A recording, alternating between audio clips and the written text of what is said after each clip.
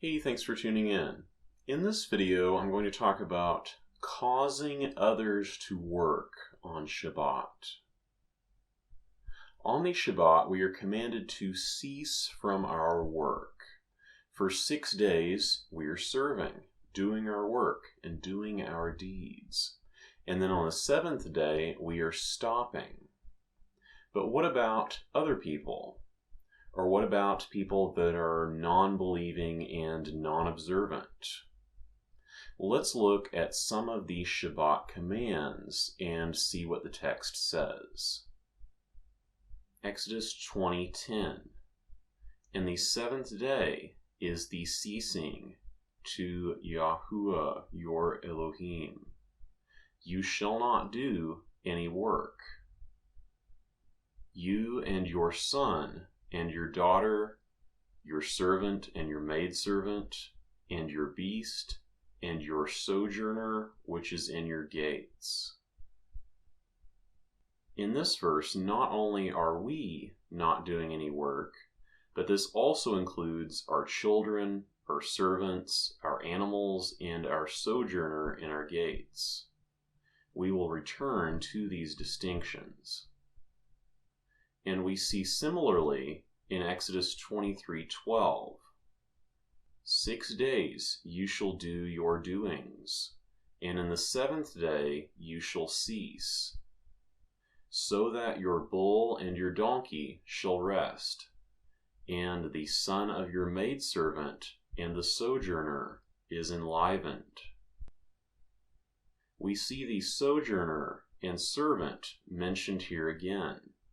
And not only is there stopping from work on this day, but there is also resting and enlivening or recovery.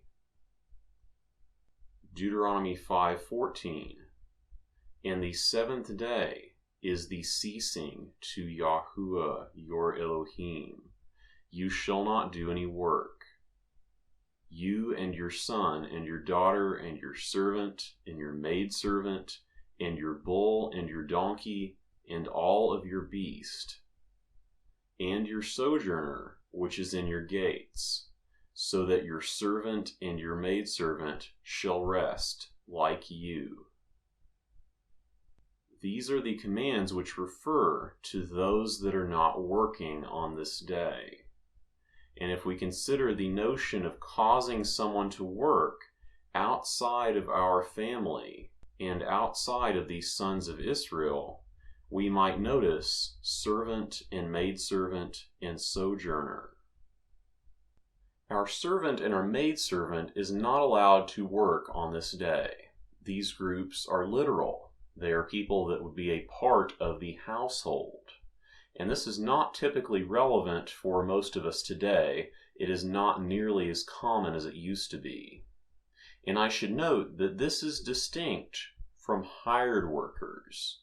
This is a separate Hebrew word for people who are hired, and they are not mentioned as such in these passages.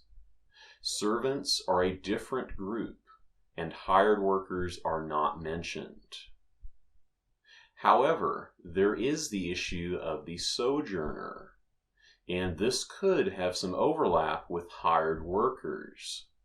We see this demonstrated in Deuteronomy 24:14, which uses that term for hired one. The command includes our brethren and the sojourner in our land, in our gates. And this might also be relevant for how we define in our gates.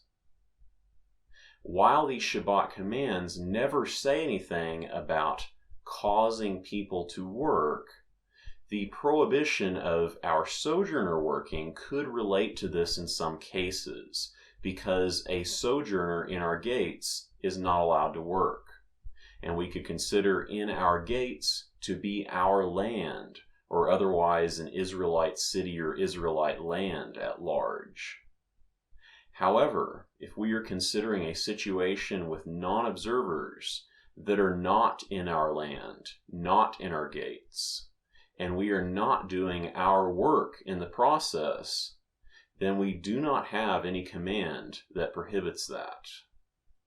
And we don't want to be adding to the law, because we do have a command that prohibits that. So this idea of causing people to work may not have a lot of applications, but it is a distinction that does come up. It is one that I used to believe to be a problem myself, but as we see, that is not actually a command of the Torah text, which is what we are caring about. Thanks for watching, and I have a more in-depth video regarding the Shabbat, which you can check if you missed it in the description box. Thanks for watching, and remember the commands. Shalom.